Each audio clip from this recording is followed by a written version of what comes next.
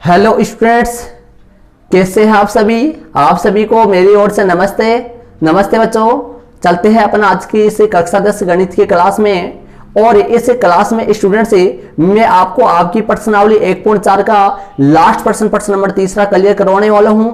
तो प्रश्न नंबर तीसरे में रोमन में 3 सवाल है। आप वीडियो के अंत तक जरूर बने रहिए। और साथ ही स्टूडेंट्स इससे पीछे वाले वीडियो में अर्थात चैप्टर 1 का पार्ट नंबर 24 जो पीछे वाला जो आपके सामने आ रहा है, उसमें मैंने आपको आपकी प्रश्नावली 1.4 का प्रश्न नंबर 2 तक क्लियर करवा दिया था। और यदि आपने प्रश्न नंबर 2 तक का वीडियो नहीं देखा है तो मैं इस वीडियो के आई बटन पर चैप्टर 1 की प्लेलिस्ट का लिंक लगा दिया है मैंने, जिसमें पूरे के पूरे आपको 24 पार्ट मिलेंगे, 24 वीडियो मिलेंगे। और आप वहां पे क्लिक करके आप प्रत्येक वीडियो को लगातार देख सकते हैं स्टूडेंट्स। तो और साथ ही मैंने डिस्क्रिप्शन बॉक्स में भी सारे वीडियो का लिंक दे रखा है, तो वहां पे जाके भी आप वीडियो को देख सकते हैं। और इस वीडियो में मैं आपको आपकी प्रश्नावली 1.4 का प्रश्न नंबर तीसरा क्लियर करवाने वाला हूं, जिसमें रोमन में 3 सवाल है। और इसी के साथ ये लास्ट प्रश्न है। इसी के साथ अपनी प्रश्नावली 1.4 भी कंप्लीट हो जाएगी और 1.4 ही नहीं, आपका चैप्टर 1 भी फिनिश हो जाएगा। और इसी के साथ अगले वाली वीडियो में चैप्टर 2 अपन स्टार्ट करने वाले हैं। तो इस वीडियो को आप अंत तक जरूर देखें, जिससे प्रश्न नंबर तीसरा आपके क्लियर हो जाए स्टूडेंट्स। और साथ ही आप नए हो तो चैनल को जरूर सब्सक्राइब कर लीजिए स्टूडेंट्स। और साथ ही बेल आइकन की घंटी का बटन है, उसको भी प्रेस कर लेना, जिससे नए वीडियो का नोटिफिकेशन आप तक सबसे पहले पहुंच सके। और यदि आपको पसंद आए तो वीडियो को लाइक करते जाइए और आपके अन्य दोस्त है उन तक वीडियो को जरूर शेयर कीजिए। चलते हैं प्रश्न नंबर तीसरा। प्रश्न नंबर तीसरा आपको आपके मोबाइल की स्क्रीन पर दिखाई दे रहा है, वहां से आप प्रश्न नंबर तीसरा ध्यान से समझेंगे। पहले तो देखिए क्या कह रहा है, कुछ वास्तविक संख्याओं के दशमलव प्रसार नीचे दिए गए हैं। कुछ वास्तविक संख्याओं के दशमलव प्रसार नीचे दिए गए हैं, मतलब प्रश्न में यह बोल रहा है कोई वास्तविक संख्या है, उनके दशमलव प्रसार नीचे दिए गए हैं। प्रश्न में नीचे दे रखे आपके सामने देख लो। आगे क्या कह रहा है, प्रत्येक स्थिति के लिए निर्धारित कीजिए। मतलब 3 स्थितियां हैं, मतलब रोमन में 3 सवाल है और तीनों के लिए निर्धारित कीजिए। तीनों के लिए निर्धारित कीजिए, प्रत्येक स्थिति के लिए निर्धारित कीजिए कि वह संख्या परिमेय संख्या है या नहीं है। मतलब प्रत्येक के लिए पता लगाओ कि वह संख्या, प्रत्येक स्थिति के लिए निर्धारित कीजिए कि वह संख्या परिमेय संख्या है या नहीं है। मतलब परिमेय संख्या है या नहीं है। यदि यह परिमेय संख्या है, मतलब क्या बोल रहा है स्टूडेंट से, यदि पहले तो यह पता लगाना कि यह परिमेय संख्या है या नहीं है। यदि परिमेय नहीं है तो कोई दिक्कत नहीं है, लेकिन क्या बोल रहा है आगे, यदि यह परिमेय संख्या है और p बटा q के रूप की है। मतलब स्टूडेंट से यदि p बटा q के रूप की होगी तो परिमेय होगी वो। तो ध्यान रहे, परिमेय संख्या होगी तो वो p बटा q के रूप की होगी। चाहे तो ये बोल सकते हैं p बटा q के रूप की होगी तो परिमेय होगी, परिमेय होगी तो p बटा q के रूप की होगी। तो क्या बोल रहा है, यदि यह परिमेय संख्या है और p बटा q के रूप की है तो q के अभाज्य गुणनखंडों के बारे में आप कह सकते हैं। मतलब q के अभाज्य गुणनखंडों के बारे में आप क्या कह सकते हैं। क्यों के अभाज्य, क्यों क्या होता है, हर होता है। यदि परिमेय संख्या होगी तो उसको p बटा q के रूप में अपन लिखेंगे, p बटा q के रूप में लिखेंगे तो q क्या होगा, हर होगा। और अपने को क्या करना है, q के अभाज्य गुणनखंडों के बारे में आप क्या कह सकते हैं कि q के अभाज्य गुणनखंड कैसे होंगे। स्टूडेंट्स q के अभाज्य गुणनखंडों के बारे में बताइए। तो अपने को इस क्वेश्चन में क्या कंफर्म करना है मैं फिर बता देता हूं आपको, नॉर्मल तरीके से ध्यान दीजिए। मतलब अपने को वास्तविक संख्या नीचे दे रखी है, दशमलव प्रसार नीचे दे रखा है। इनके बारे में पहले तो ये पता लगाना है कि ये परिमेय है या अपरिमेय है। यदि p बटा q के रूप में लिखी होगी तो परिमेय होगी और p बटा q के रूप में नहीं हो तो अपरिमेय होगी स्टूडेंट्स, ठीक है। और यदि ये अपरिमेय हुई तो ठीक है, और यदि ये परिमेय है तो q के अभाज्य गुणनखंडों के बारे में भी अपने को बताना है कि q के अभाज्य गुणनखंड कैसे होंगे स्टूडेंट्स, ठीक है। तो प्रश्न नंबर तीसरे का रोमन में पहला वाला अपने करते हैं। प्रश्न नंबर तीसरे का रोमन में पहला अपन स्टार्ट करते हैं। तीसरा और रोमन में पहला अपन करते हैं स्टूडेंट्स। तीसरे में रोमन में कुल स्टूडेंट्स 3 है। तीसरे के रोमन में कुल 3 प्रश्न है, ये अपन करते हैं। तो संख्या आपके सामने स्टूडेंट्स, तीसरे में रोमन में 3 है, संख्या आपके सामने है। संख्या है 43.1234567 और 9। मतलब ये अजीब संख्या है इस तरीके से 43.1234567 3 4 5 6 7 और 7 8 और 9, एक से लेकर 1 2 3 4 5 6 7 8 और 9, एक से लेकर के 9 तक की संख्या है स्टूडेंट्स। ठीक है, अब देखिए इसको यदि इसका पॉइंट हटा दूं, ध्यान से देखना, इसका यदि मैं पॉइंट हटा दूं तो 43 1 2 3 4 5 6 7 8 और 9, मतलब ये बन जाएगी। यदि इसका पॉइंट हटा दूंगा तो ये संख्या बन जाएगी, और बट्टे में एक के साथ ही पॉइंट जितने अंकों के आगे गया है उतनी जीरो आ जाएंगी स्टूडेंट से।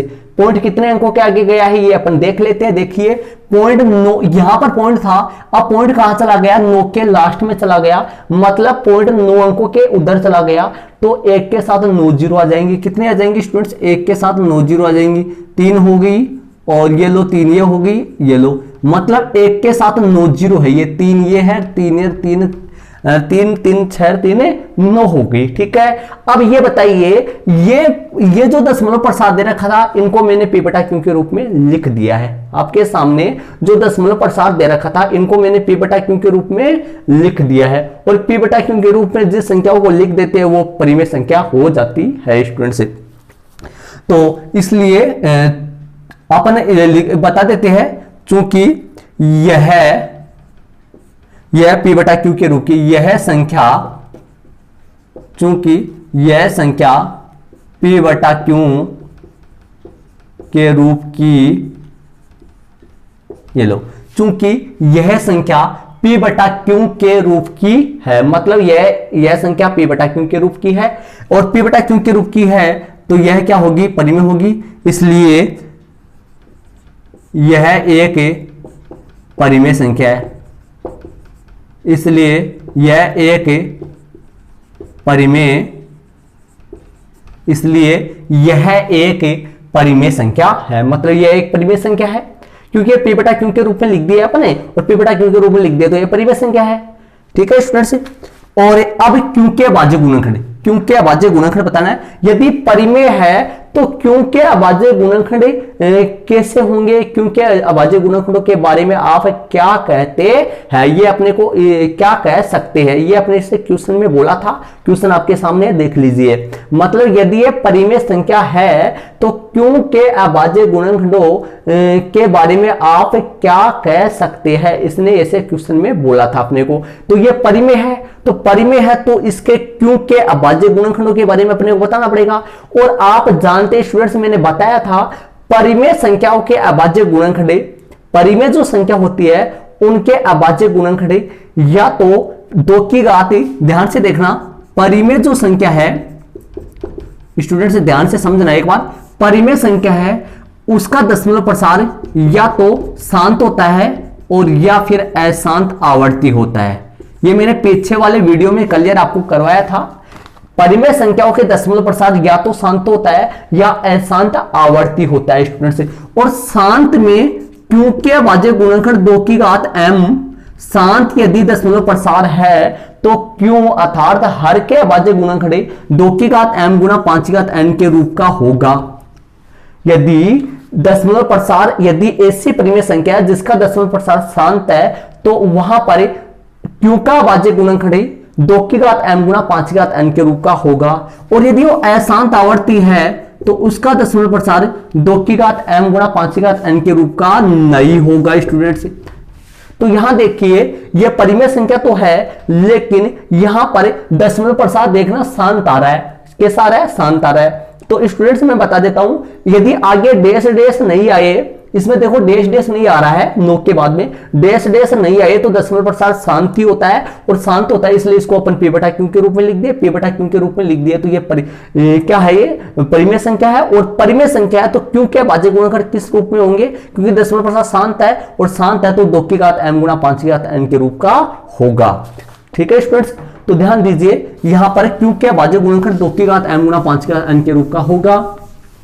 और निकाल के भी अपन बताएंगे, देखना q के अभाज्य गुणनखंड। तो यहां पर लिख देते हैं, यहां हरे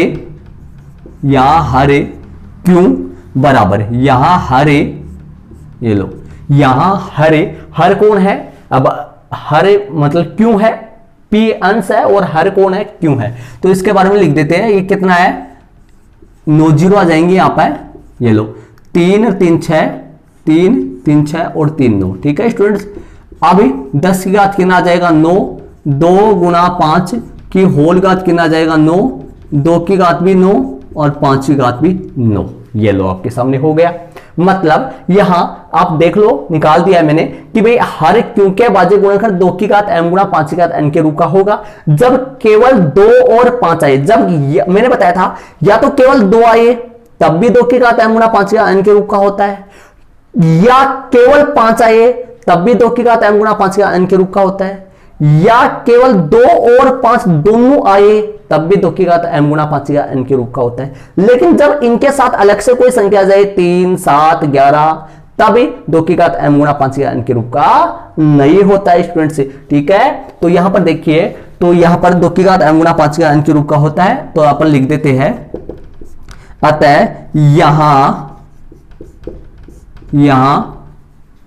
हर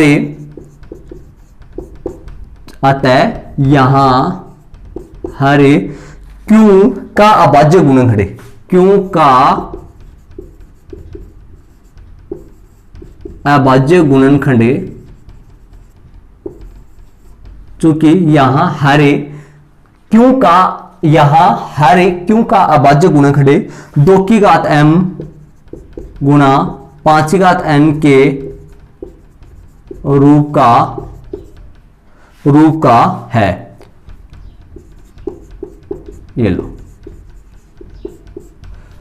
अतः यहां हर Q का अभाज्य गुणनखंड 2 की घात m गुणा 5 की घात n के रूप का है। ये अपना आंसर हो गया स्टूडेंट से रोमन में पहले का। तो देखिए इसका दशमलव प्रसार शांत आ रहा था, और शांत आ रहा था मैंने इसको p बटा q के रूप में लिख दिया, और क्या लिखा, चूंकि यह संख्या p बटा q के रूप की है इसलिए यह एक परिमेय संख्या है। यहां हर q ऐसे लिख दिया, 10 की घात 2 लिख दिया, 10 की घात 2 को खोल दिया, 2 गुणा 5 की होल घात 9 होगी, अब 2 की घात भी 9 होगी तो 5 की घात भी 9 होगी। अतः यहां हर Q का अभाज्य गुणनखंड 2 की घात m गुणा 5 की घात n के रूप का है। यह अपना रोमन में पहला हो गया, प्रश्न नंबर तीसरा का। इसको आप अपने नोटबुक में जरूर अंकित कर लेना स्टूडेंट्स। इसी के साथ अपन रोमन में दूसरा करते हैं। यह अपना पहला कंप्लीट हो चुका है स्टूडेंट्स। रोमन में दूसरा अपन करते हैं। ध्यान रहे इसका दशमलव प्रसार है, यह शांत आया, डैश डैश नहीं चल रहा है, आगे डैश डैश बिंदु बिंदु चलती है, वो बोलते हैं डैश डैश डैश डैश, यहाँ पर नहीं चल रहा है। तो चलते इसी के साथ रोमन में दूसरे में, इसको आप अपने नोटबुक में जरूर अंकित कर लेना। तो चलते हैं अपन दूसरे क्वेश्चन में चलते हैं स्टूडेंट से। जो दूसरा क्वेश्चन है वो अपन करते हैं रोमन में दूसरा, प्रश्न नंबर तीसरे का। रोमन में दूसरे की संख्या में लिखता हूं आपके सामने, ध्यान से देखना। रोमन में दूसरे की संख्या आपके सामने है, देख लो आप, 120 और 2 जीरो होगी और 3 जीरो है, मतलब 12 है, 0 12 2 जीरो है, और 12 के बाद में 3 जीरो है, और 12 के बाद में 4 जीरो है, और डैश डैश है। और जब भी डैश डैश होता है स्टूडेंट से, पहले बात आपको यह पता होना चाहिए डैश डैश का मतलब अशांत होगा, और अशांत में दो होते आपको बताया हुआ है, अशांत आवर्ती और अशांत अनावर्ती। अशांत आवर्ती जो होती है वो p बटा q के रूप में लिखी जा सकती है और परिमेय होती है, और उसमें q का अभाज्य गुणनखंड 2 की घात m गुणा 5 की घात n के रूप का नहीं होता है। और अशांत अनावर्ती होती है, उसको अपन p बटा q के रूप में नहीं लिख सकते, और वो परिमेय नहीं होती है। तो यहां ध्यान दीजिए, ये अशांत तो है, डैश डैश लगा हुआ है आपको दिखाई दे रहा है, अशांत तो ये है, लेकिन अशांत में ध्यान से देखना 12 0 12 00 12 3 0 12 4 0। कहने का मतलब स्टूडेंट से ये अशांत अनावर्ती का एग्जाम्पल है। इसका यह दशमलव प्रसार अशांत अनावर्ती और अशांत अनावर्ती जो होती है वो p बटा q के रूप में नहीं लिखी जा सकती, और वो परिमेय नहीं होती है। तो परिमेय नहीं होगी तो ये अपरिमेय होगी, और अपरिमेय होगी तो क्योंकि अभाज्य गुणनखंड के बारे में अपने को नहीं बताना है, क्योंकि अभाज्य गुणनखंडों के बारे में अपने को तभी बताना है। क्वेश्चन में देख लीजिए आपके सामने है, यदि वो परिमेय है तभी अपने को परिमेय है, यदि वो परिमेय है तो p बटा q के रूप की है, तो क्योंकि अभाज्य गुणनखंडों के बारे में आप क्या कर सकते हैं, मतलब परिमेय है तभी अपने को क्योंकि अभाज्य गुणनखंडों के बारे में बताने, अन्यथा नहीं बताने अपने को। तो यहां पर इसका दशमलव प्रसार अपन लिख देते हैं, यहां इस संख्या का दशमलव, यहां इस संख्या का दशमलव प्रसार अशांत अनावर्ती है, अशांत अनावर्ती है। यहां इस संख्या का दशमलव प्रसार अशांत अनावर्ती है, मतलब यहां पर इस संख्या का दशमलव प्रसार अशांत अनावर्ती है, और अशांत अनावर्ती को अपन p बटा q के रूप में नहीं लिख सकते, इसलिए इसको हम इसलिए इस संख्या को p बटा q के रूप में, इसलिए इस संख्या को p बटा q के रूप में नहीं लिख सकते।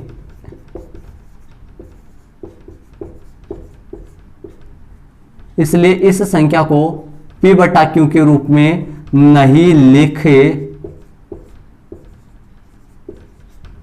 इसलिए इस संख्या को p बटा q के रूप में नहीं लिख सकते। इसलिए इस संख्या को p बटा q के रूप में नहीं लिख सकते, मतलब इस संख्या को अपन p बटा q के रूप में नहीं लिख सकते, इसलिए यह अपरिमेय संख्या है, अपरिमेय संख्या है। अतः मतलब इसलिए यह परिमेय संख्या नहीं है, एक अपरिमेय संख्या है। अतः यह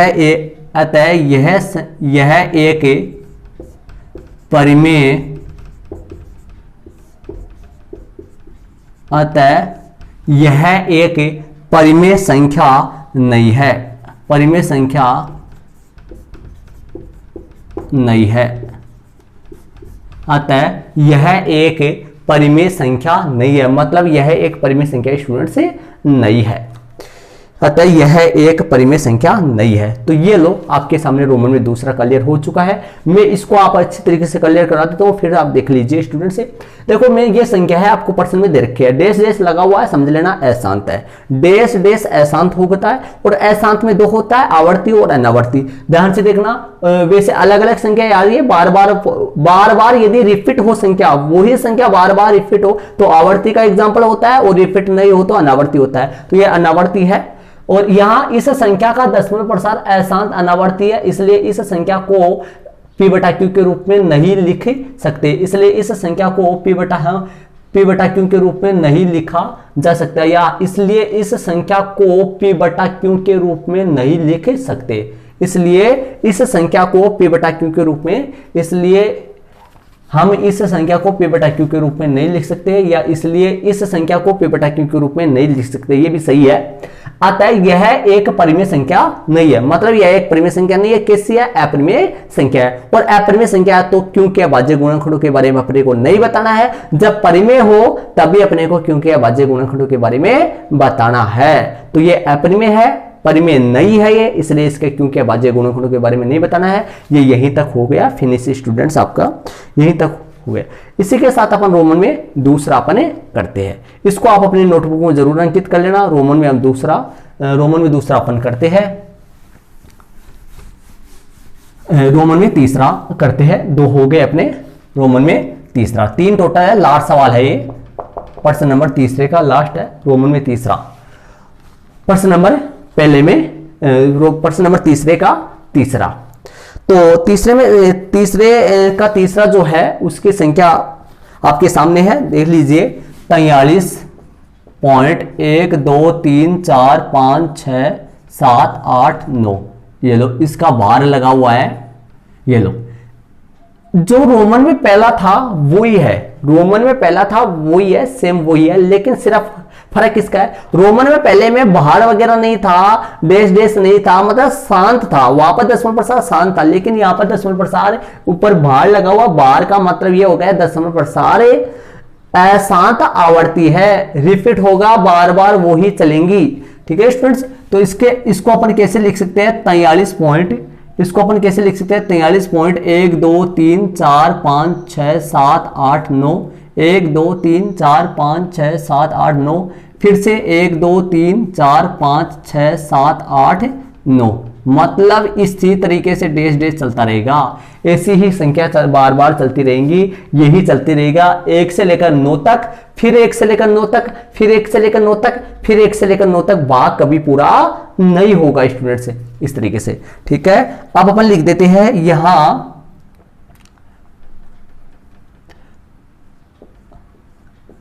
चूंकि यहां इस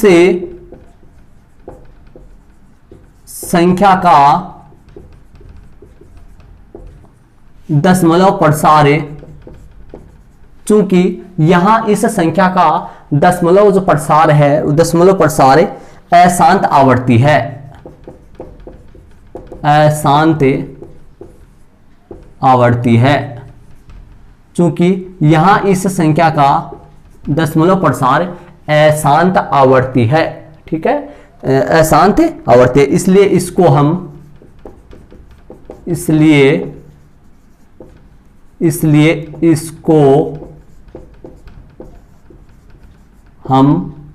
इसलिए इसको हम P बटा Q के रूप में लिख सकते हैं। इसलिए इसको हम P बटा Q के रूप में, इसको हम P बटा Q के रूप में, एक मिनट, P बटा Q के रूप में, P बटा Q के रूप में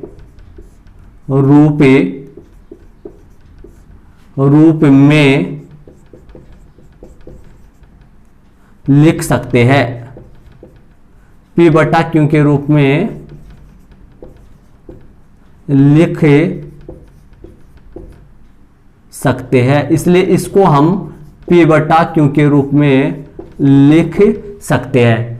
तो ये स्टूडेंट्स, इसको हम P बटा Q के रूप में लिख सकते हैं। अब P बटा Q के रूप में लिख सकते हैं तो ये परिमेय होगी, और आप जानते हैं कि अशांत आवर्ती वाला एग्जाम्पल जो है वो परिमेय का एग्जाम्पल होता है, परिमेय का एग्जाम्पल होता है वो।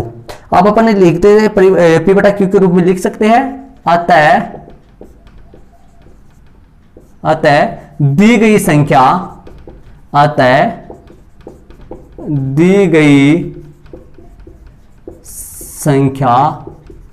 एक परिमेय संख्या है। अतः दी गई संख्या एक परिमेय संख्या है, दी गई संख्या एक परिमेय संख्या है, और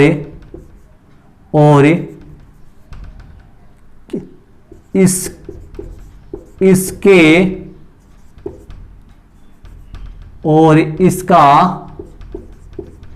हर अर्थात क्यों का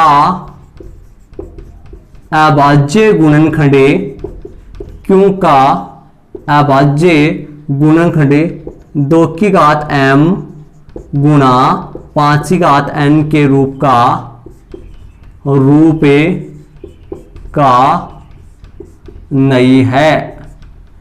नहीं है। ये लो स्टूडेंट्स, आपके सामने हो गया क्लियर। इसको मैं फिर एक बार और दोहरा देता हूं, ध्यानपूर्वक समझिए आप, थोड़ा हिंदी वाला है, देखिए मैं बता देता हूं इसको, ध्यान से देखिए। पहले संख्या ये दे रखी थी, इसके ऊपर भार लगा हुआ है। भार लगने का मतलब ये होगा स्टूडेंट्स, बार बार उन्हीं संख्या, वही संख्या रिपीट होंगी, जैसे 1 से लेकर 9 तक, फिर 1 से लेकर 9 तक, फिर 1 से लेकर 9 तक, इस तरीके से। चूंकि यहां इस संख्या का दशमलव प्रसार अशांत आवर्ती है, चूंकि यहां इस संख्या का दशमलव प्रसार अशांत आवर्ती है, इसलिए इसको हम P बटा Q के रूप में लिख सकते हैं। इसलिए इसको हम P बटा Q के रूप में लिख सकते हैं स्टूडेंट्स, P बटा Q के रूप में अपन इसको लिख सकते हैं। अतः दी गई संख्या एक परिमेय संख्या है, मतलब P बटा Q के रूप में लिख सकते हैं तो ये एक परिमेय संख्या होगी। अतः दी गई संख्या एक परिमेय संख्या है, और इसका हरे मतलब इस परिमेय संख्या का हरे, जब इसको अपन P बटा Q के रूप में लिख सकते हैं तो इसका हरे और इसका हर Q का अभाज्य गुणनखंड 2 की घात m गुणा 5 की घात n के रूप का नहीं है। मतलब 2 और 5 के अतिरिक्त और भी संख्या आएंगी इसमें, तो इसका दशमलव प्रसार कैसा हो गया, अशांत आवर्ती हो गया। और अशांत आवर्ती होने की वजह से इसको हम p बटा q के रूप में लिख सकते हैं, इसलिए यह एक परिमेय संख्या तो है, लेकिन यहां इस परिमेय संख्या का q अर्थात हर जो है उसका हर जो है वो मतलब हर का अभाज्य गुणनखंड, उस परिमेय संख्या का हर अर्थात q जो है उसका अभाज्य गुणनखंड 2 की घात m गुणा 5 की घात n के रूप का नहीं होगा स्टूडेंट से। ये लो आपके सामने मैंने आपकी प्रश्नावली 1.3 का प्रश्न नंबर तीसरा क्लियर करवा दिया। प्रश्न नंबर तीसरे में रोमन में 3 सवाल थे स्टूडेंट से, रोमन में 3 सवाल थे, तो तीनों सवाल मैंने क्लियर करवा दिए इसमें। तो स्टूडेंट से ध्यान दीजिए, पहले सवाल रोमन में जो पहला था उसमें दशमलव प्रसार शांत आया था। कैसा आया था, शांत आया था, और वो p बटा q के रूप में लिख दिए, और अपन लिख दिए p बटा q के रूप में, तो यह परिमेय संख्या है और इसलिए इसके q के अभाज्य गुणनखंड 2 की घात m गुणा 5 की घात n के रूप का होगा स्टूडेंट से। ठीक है, दूसरा सवाल था वो अशांत अनावर्ती का एग्जांपल था, उसको अपन p बटा q के रूप में लिख ही नहीं सकते, और p बटा q के रूप में नहीं लिख सकते तो वो एक परिमेय ही नहीं होगी, और परिमेय नहीं होगी तो ध्यान दो परिमेय संख्या होगी तभी अपने को हर q के अभाज्य गुणनखंडों के बारे में बताने, अन्यथा नहीं बताना स्टूडेंट से। ठीक है, और तीसरा ये सवाल है जिसमें दशमलव प्रसार अशांत आवर्ती आ रहा है, और अशांत आवर्ती दशमलव प्रसार वाली जो संख्या होती है उसको हम p बटा q के रूप में लिख सकते हैं, और वह एक परिमेय संख्या होती है, और इसका हर अर्थात q का अभाज्य गुणनखंड 2 की घात m गुणा 5 की घात n के रूप का नहीं होगा स्टूडेंट्स। ये लो आपके सामने मैंने प्रश्नावली 1.4 का प्रश्न नंबर तीसरा क्लियर करवा दिया, और इसी के साथ स्टूडेंट्स अपनी प्रश्नावली 1.4 भी फिनिश होगी, और अपना 1.4 ही नहीं अपना चैप्टर 1 जो है वो भी कंप्लीट हो चुका है। वास्तविक संख्या अपन चलाए थे चैप्टर 1, वो अपना कंप्लीट हो गया स्टूडेंट्स। तो चैप्टर 1 अपना कंप्लीट हो गया, और इसी के साथ इसके ठीक अगले वाले वीडियो में मैं आपको आपका चैप्टर 2 जो है दूसरा जो चैप्टर है वो स्टार्ट करने वाले हैं। तो ये वीडियो आपको कैसा लगा इसके लिए कमेंट्स बॉक्स में कमेंट्स करिए, और इस वीडियो के लिए नहीं, इस चैप्टर 1 के लिए आपको ये चैप्टर 1 आपको कैसा समझ में आया, कितना अच्छा समझ में आया, कैसा समझ आया, कितना समझ आया, वो आपको कमेंट्स बॉक्स में कमेंट्स करेंगे, और साथ ही वीडियो को आपको अच्छा लगे तो वीडियो को लाइक करेंगे, और आपके अन्य दोस्त उन तक भी वीडियो शेयर करेंगे। और यदि आप चैनल पर नए हो तो चैनल को जरूर सब्सक्राइब कर लीजिए, साथ ही बेल आइकन की घंटी का बटन है उसको प्रेस कर लेना। Okay students, thanks. इसी के साथ अपने अगले वाले वीडियो में मिलते हैं। जय हिंद।